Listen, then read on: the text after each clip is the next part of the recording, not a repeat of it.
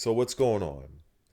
Now, I'm going to urge you to listen to what I have to say if you give any damn about the Tekken community or the game and franchise as a whole. So, I'm going to explain to you why Tekken 8 Season 2 is the way it is, and also why you can expect the same for Seasons 3, 4, 5, 6, 7, 8, 9, 10, and so on. So, I normally don't ask people to share the video. I usually ask people to like, comment, and subscribe. But I'm asking this to be shared because I want people everywhere in the tech community to see this video.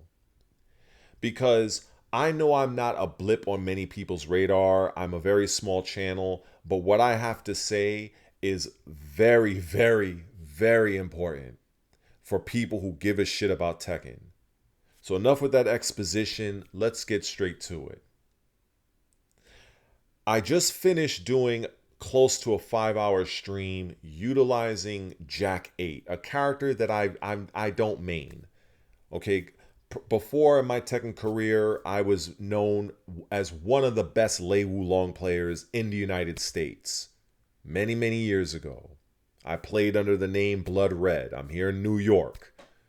Many of the old Tekken players know exactly who I am. From Anakin, the Lil Majin, the Fighting GM, who I helped partly train along with one of my friends, Sanford Kelly. I can go on down the list. DJ Core, Crow. I know all the JOP, Jop. I'm well aware of all the legends and the greats. So I just want to say that to say, look, you're not talking. This is not just some nobody talking. I know what the fuck I'm talking about. So the changes that has been going on with Tekken has been happening for a long time right underneath our noses. If you think about it, think back to when Rage was first introduced. Why was Rage introduced in the first place? Do anybody really fucking knows? I played in the era. And then later on, we got what was it, like the blue moves, right? The blue spark, not the blue sparks, the rage drives, and then we got the rage arts. Why was that added into Tekken? We never needed that. Us hardcore players never needed that shit. I was forged in the fires of Tekken Tag 1, Tekken 3, Tekken 4 using whack ass Lei trying to deal with broken ass Jin Master's Nina way back in the day. Shout out to Jin Master, with his cheap ass Nina.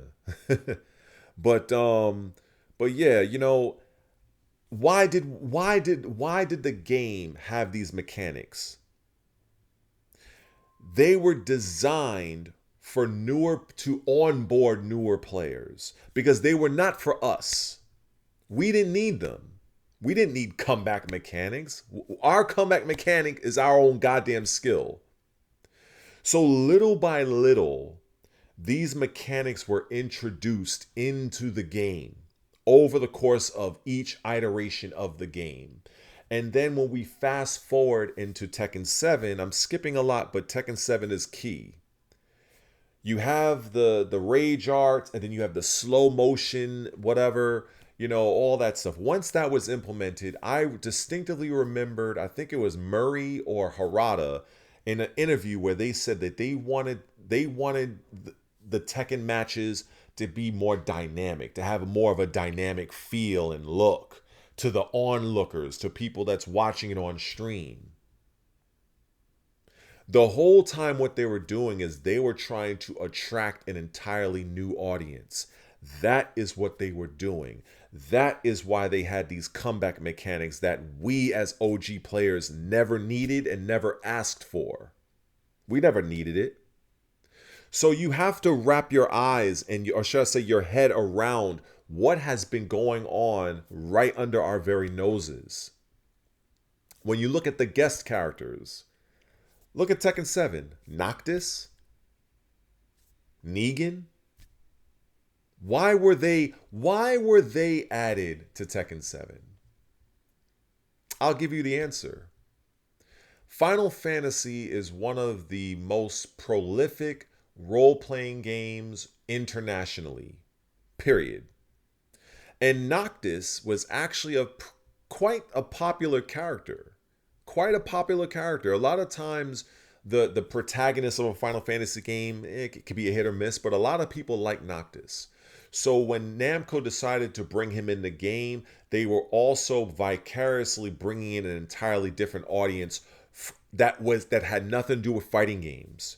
Then when they brought in Negan, that sealed the deal because why Negan? Because he's from The Walking Dead, and what just so happened to be one of the most popular TV shows of all time, The Walking fucking Dead, and one of the most popular characters, Negan. Again, bringing in another audience. They want that casual market. They brought in Akuma. Why? Because that would also bring in more eyes and attention. Because if you think about it, in most cases, out of Tekken and Street Fighter, which game typically has the most casuals?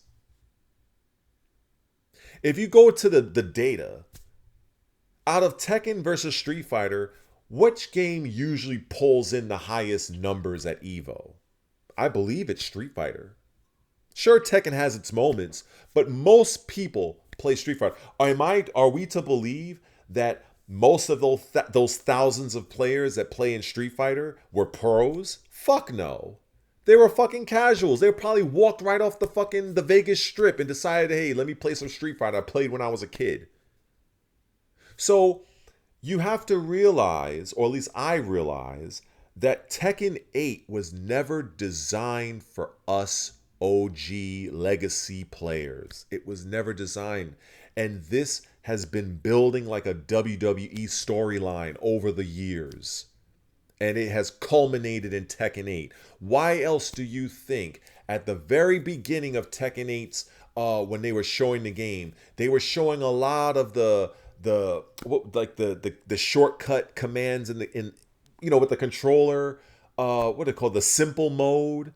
Why were they fucking showing that so hard? Ask yourself that. Why were they showing that? It wasn't for us. It wasn't for me. Damn sure it wasn't for me. Shit, I've been playing this franchise since I was 14 years old. I'm 44. I've been playing this game for 30 years. Probably longer than some of you people have been alive. So these mechanics were not meant for us. They were meant for them, the casuals. This is what's been happening. This is why you have these crazy mechanics like heat, aggression. You know another word for aggression? It's basically just mashing buttons, repeated, just without thought. When you're being defensive, what does being defensive mean? Being defensive means using your brain, picking your shots. Being aggressive can mean just mashing away. This is the reason why the game has these forced 50-50s. Here's another point.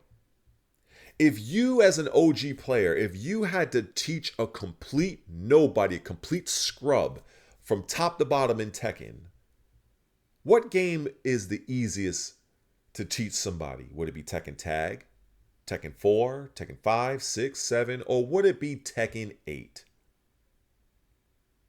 The correct answer is Tekken 8. Tekken 7 was the last game that was somewhat for us. Somewhat for us. And so when you look at it from that lens and you look at, the type of play style, the heat mechanic, the forced 50-50s, everything that the hardcore legacy players like myself bitch and complain about, saying this is overpowered. You know who's not saying anything? The casuals. For the most part. For the most part. The casuals literally just want to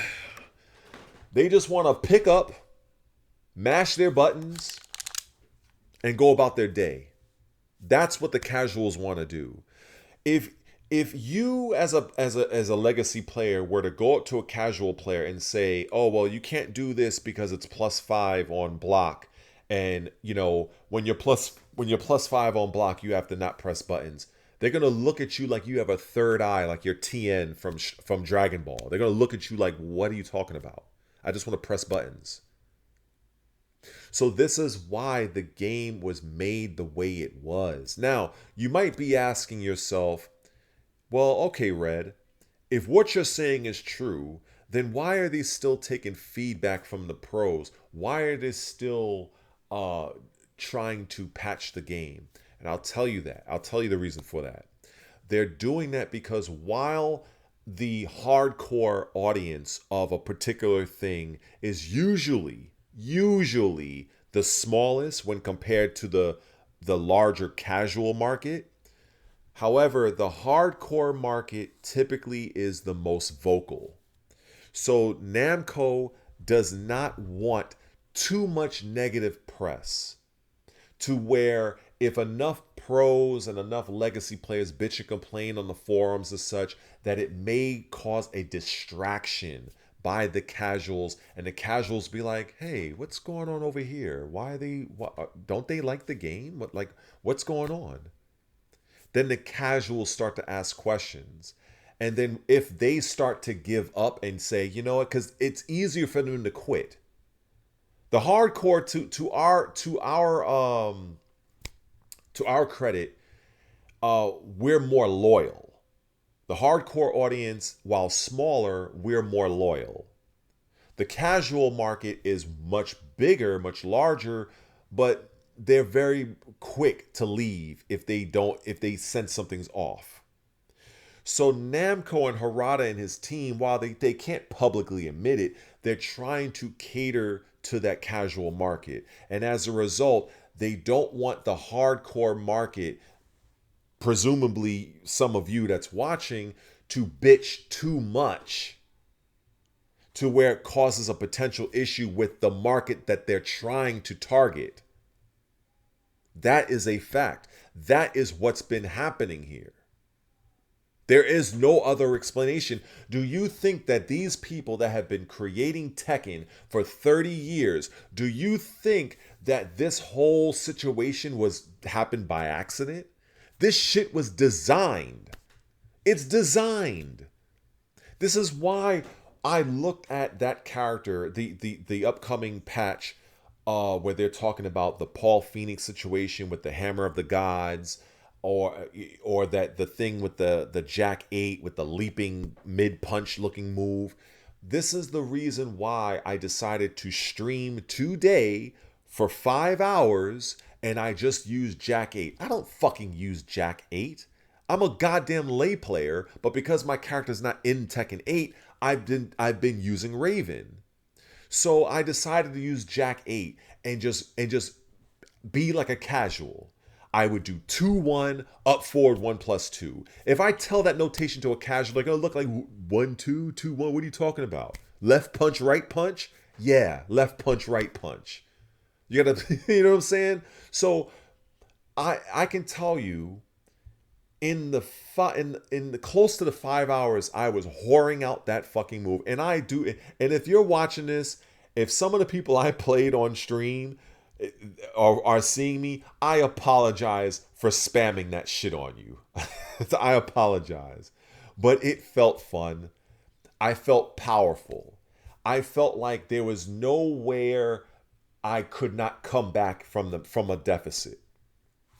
And that is the feeling that Namco and Harada and his team want Tekken 8 players to feel. This is the reason why you have such crazy fucking moves, such forced 50-50s. You have brain dead characters like fucking Reina and Lydia that can literally forward to their way to victory, and the minute you block their forward 2 or forward right punch, you got to flip a coin.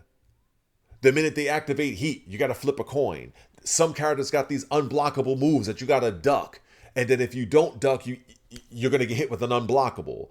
But if you, like, it's just bullshit. But this was a game not designed for us. It was never designed for us. And the writing was on the wall for a very long time, dating back to Tekken 5 even. It was little changes. And when you really think back on it, think really hard. Did any of us need those changes? Really? Did we need those changes? And here's another thing to factor in. I remember another interview when Tekken 8 was coming out. And I remember Michael Murray, or he was translating for Harada and talking about the game's story mode. And I do remember 1000%, they said something to the effect of, we spent a lot of money on the single player story, so we do hope you check it out. If any of you have been really following Tekken 8, you probably remember this. They were utilizing the story as crazy as it was, and it had those Avengers type moments in the game, in the story. If you played through the fucking story, it had an Avenger moment with Elisa and all these other characters battling in, you know what I'm talking about. They did this. It was kind of like another way to get the casuals hyped for the characters. Ooh, wow, look at this character who did this in the story. Ooh, now I'm going to use them in the game. Because I can tell you right now, I could give two fucks about the Tekken story. I mean, it's interesting, don't get me wrong, but I'm really looking to get into practice mode, learn my frames, practice for a tournament, and maybe compete online once Tekken started doing the online battling and such. That's really what us people concern ourselves with. Having a good story was like a cherry on the sundae, but it wasn't something we really needed. But the story as it is in Tekken 8 and how much resources and money they put into it was aimed to attract more casuals. Look at this again. The addition of Clive. A character that should be in fucking Soul Calibur. Why is this character in Tekken? Because Clive was also a pretty popular Final Fantasy character. I don't think he was as popular as Noctis, but still catering to that outside market. That a market that doesn't even have nothing to do with fighting games. You'd think that, okay, as a guest character, we're going to add an actual fighting game character. Well, they did that with Akuma, but why Akuma? It could have been Ken. Could have been, like, you have to understand the psychology of why they're doing this, as well as the business related reasons. This is something else I want to touch on when it comes to the Tekken shop. I remember when that was introduced and people were bitching and complaining about it and yada, yada, yada. And it didn't dawn on me at the moment. But when I thought about it, right, when I think about it, I said, you know something? It is kind of odd that a lot of the items that's in the Tekken shop are items I remember fucking having in Tekken 5, Tekken 6, Tekken 7. I remember. And they're charging for this, right? But then you realize these items are not for me. They're for the new people that's never played Tekken. They never played Tekken 5, 6, 7. So they don't know that these items were basically in prior Tekkens. These items were never meant for us. This game was never meant for us. Sure, we can play it, we can partake in it, right? But it wasn't designed for the hardcore Tekken player in mind, because if it was, the game would not pull in the financial numbers it needs to pull in, given the amount of financial resources that went into the creation of Tekken 8. But you're going to see these larger YouTubers that make my channel look like a fucking tiny speck by comparison. Your Mike Hollows, no offense to him. He seems like a cool guy. The main man, Sui. I've known of him since the old Tekken Zaibatsu days. We've been around the same fucking time. We're both, I believe, in our 40s. I'm 44. He's probably not that older or younger than I. All of these major YouTubers and content creators, I just feel that they just don't get it. All I hear is, season 2 is bullshit. We want to go back to season 1. Oh, this character is broken. This move is broken. This is that. And I'm seeing this. And imagine how I'm feeling, where I feel that I'm the only one that seems to kind of understand. I crack the code on the change that has been happening with Tekken dating back to fucking Tekken 5. I've seen I now it's all come together. And I've been seeing it even with Street Fighter and Mortal Kombat. It's a dumbing down of the fighting games, because back when I was coming up in the tournament circuit, fighting games were a very niche market. Most of the fucking people that were in the sponsorships and the money was in real-time strategy games, first-person shooters, maybe even racing games. Nobody gave a flying fuck that had money about fighting games until pretty recent, by a couple of years.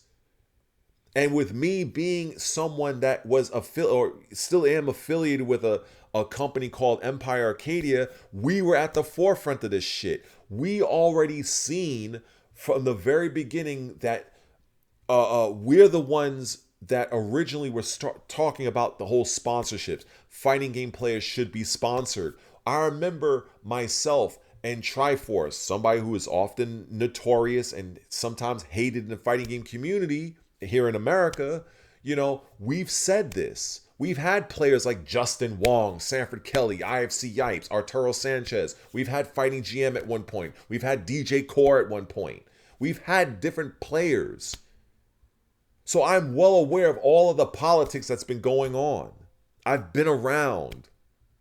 You may not see me, but you're seeing me right now. I am Blood Red from New York, that lay player. I remember dealing with a company called MLG, trying to get certain players their money from a tournament that they competed in once upon a time ago. One of those players by the name of JOP, one of the OG legends of Tekken Tag. Like, I can speak on this. So I see the changes. I've seen the fucking changes. I've been in the changes. So seeing how Tekken is now, if you as a hardcore player, and I'm, maybe it's a little bit of a rant and I'm all over the place, but look, this is all related. At the end of the day, Tekken 8 was not designed or made with the legacy, hardcore, long-term player in mind. The game was designed to attract the casual market en masse, because they are the ones that are going to feed the machine, feed the Tekken machine. They're the ones that are buying the shit from the Tekken shop for the most part. The ones that are not on social media, the ones that may not be subscribed to our respective YouTube channels. They don't even go on social media. And if they do, they probably check the little Instagram posts and keep it moving. They're not invested like we are. So those are the ones that's buying all the little knickknacks and the little bullshit items that we've had in Tekken 5, in Tekken 6. They're the ones. That's who Harada and Murray and all these guys are marketing to. They don't give a flying shit about what we really say. They want to just keep our voices down to a certain point as to not affect the casuals. Open your eyes. Open your eyes, man. It's probably going to be just my luck that it's probably going to be, this video is probably going to be seen by 10 people. But you know what? If by some off chance, if you're one of those 10 people, I urge you to share this video on your social media with everybody that you know that loves and respects Tekken, to have them have a better understanding as to why the game of Tekken has changed. In fact, why the fighting game industry has changed, because it goes beyond just Tekken. It's not just Tekken, ladies and gentlemen. It's Street Fighter, it's Mortal Kombat, it's every fucking fighting game. There's so many changes going on in the gaming landscape as a whole that a lot of you are not even aware of. I used to say this one particular thing, and it may not make sense to you, but you have the how, why, and is of everything. So, for instance, you can look at something and you can question how is it this way? Then you can question and say, why is it this way? Or in the easiest one is, it's this way, or it is this way. the is aspect of something is always the easiest. Look at go on YouTube right now and look at how many people are bitching and complaining about Tekken 8 season 2. They're just saying season 2 is fucked up. Season 2 is broken. This character is broken. They're talking about the is. Show me who in the Tekken community is addressing the why. I'll wait. You even have these shows. I'm subscribed to this guy. Was Ernesto Lopez, the guy, the button check guy. I'd like for him to play this shit. Probably won't, but I'd like him to play any of these bigger YouTubers. I would go on your live stream and I would break down exactly as I'm doing right now why Tekken is the way it is, why the fighting game industry is the way it is. From a competitive standpoint, we let the suits in. Think about it. Let me just go circle back around to the competitive level of fighting games. I remember a time here in America, and me being on the East Coast in New York, our largest tournaments that we would typically go to is ran by an amazing brother named Big E. We call him Big E, right? He'd run Northeastern Championship. If you're an OG player Tekken, you know exactly what I'm talking about. NEC, Summer Jam, and then you'd have the brother out of Atlanta running Shin Blanca, running Final Round, wherein most people are aware and consider that Final Round was the true Tekken Evo. See, I'm going back. So if you think about it, look at how things have changed. Now you got all this Tekken World Tour, all these Capcom Cups and all this shit with all these crazy rules that the competitors have to deal with. Like, back when it was on a community level, it was more grassroots. It was much more wholesome, much more authentic. Now it's like a fucking something else. So just as the competitive market has changed, so has the development of these fighting games have changed. Because they're trying to pull in a whole new market. A market that are not too hung up on the frames of something, not too hung up on, oh, this character is broken or this move needs to be patched. They don't give a shit. They're looking to literally pick somebody who they feel looks cool, mash a few buttons, and go on about their day. To kind of circle back around to if you were to teach somebody Tekken, which I've done, I've partly taught Fighting GM, one of, if not the greatest League players in the United States, maybe even the world. And while he is a little bit odd, I mean, let's be honest, right? He ruffles some feathers, but at his core, he's a good dude. I've known him since he was 13 years old. I'm just being perfectly fucking honest. But he is one of the top players in America. You can't deny that. Another player we had, Fab. I don't want to say his, government, but very accomplished player. We had a lot of great players here in New York, right? So I say that to say this. We, players at our level, we don't need all of this easy mode stuff. We never needed the rage art system. We never needed any of this shit. So again, think about, I know I'm kind of repeating myself, but I just wanted to be clear. These mechanics were never meant for us. They were meant to draw in another audience. That's what it is. That's what it's been.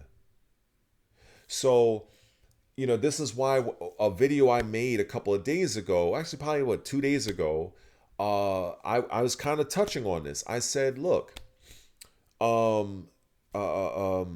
fuck, I had a train of thought lost. Anyway, I need some sleep. But anyway, what I'm trying to say is this game is now changed. And it's a change that was designed with the intent to draw in a casual market. Because in order for Namco and Harada and his team to get the capital they need to really take Tekken 9 to the next level, they need that casual money. I'm sorry. The hardcore market The hardcore audience, people like myself, maybe even you, while we have stuck through the thick and thin of this franchise, there's not enough of it. Think about it like this. If you go to a tournament, how many elite players will you see versus the casuals? Or as I used to say, the pot monsters. How many of them? And that goes across every fighting game. If you look at what happened with Soul Calibur and Virtual Fighter, both of those games essentially died in the United States. Why? Because their casual audience dried up, and all you were left with was the hardcore pros that basically competed against each other, and they found themselves in the same grand finals every fucking tournament, and eventually those games died from a competitive standpoint. So this is why in one of my videos I said, if your casual market shrinks and it's on a decline and it just outright dries up, your game competitively is on death's door. You need that constant expansion of the casuals that come into the game, that go to the tournaments, buy the DLC en masse. You need that. It's a symbiotic relationship. Sure, from those casual players, you may have people that may ascend the ranks and become a godlike player. But in most cases, they're just there just to feed the pot. That's it. They're there to buy the little knickknack items, to buy the season passes. That's what they're there for. Not to say that us hardcore players don't do it, but Namco is aiming to look at that particular market because there's more of them than us. That's just the facts. That is 1,000. That is not my opinion. That is a fact. So whenever I hear, to go back to this, because I'm basically ranting, but if you're still listening, hey, cool. But this is why when I listen to some of these players, these content creators, that they just don't get it. They're not, what they're saying is not bad. It's not that it doesn't make sense. It's just that they're speaking as if the game was made for us. It's not. So their arguments just don't align. It's like trying to fit a cylinder into a square hole. Like it's not gonna fit. You can't do nothing. You're just gonna frustrate yourself. And that's what I've been seeing the community have. It's been going on. The community is frustrated, they're pissed off because it's like you're trying to apply your legacy and hardcore mentality to a game that's catered toward casuals. I felt the same way. I have a friend of mine. We play many times in player match, right? And he uses Victor, right? And before he'd whore out that fucking the move, the knife, right? Back 1+2. I'm fucking him up with Raven or whatever character I'm using, and then here he goes whoring out that fucking move. It's an armor move, heat engager. He does a stupid death slash. Victor's game. And I would get so frustrated, I would curse, I would fucking smash the fucking the thing I was near. Like, I'd get pissed off. But then now I realize this wasn't anything against me. These characters had those moves because they were meant for casuals to use. This is why when I was playing my stream maybe a little while ago, playing for 5 hours using Jack and that move 2-1 up forward, what is it called, bring the noise or some shit like that, and I'm whoring that move out, and I'm just over and over and over again. It got to the point where it was like my whole strategy was get you before you get me. Because that's really what Tekken is. It's whoever gets their shit off first. Real talk. You get your shit off first, you're probably going to win. Because I don't give a fuck who you are. I don't care if you're Knee, Arsenal Nash. If I'm keeping you in constant 50-50s, there's a 50-50 chance you're going to guess wrong. And from a skill standpoint, you could be better than me, but if I put you in a guaranteed 50-50, you're gonna potentially lose. And who was one of the earlier people that was complaining about the game? Knee and Arsenal Nash. I remember those tweets. the button check guy that was reporting on. I remember that. I remember all that shit. I remember. They coming from Tekken 7 trying Tekken 8, and Arslan was getting frustrated because, it's like,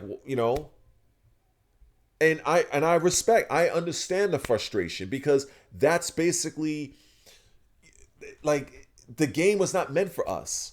Arslan and Ash is like a player like myself, like the OGs. We're very technical. We like the defense. We like to think about ways around shit, sidestep.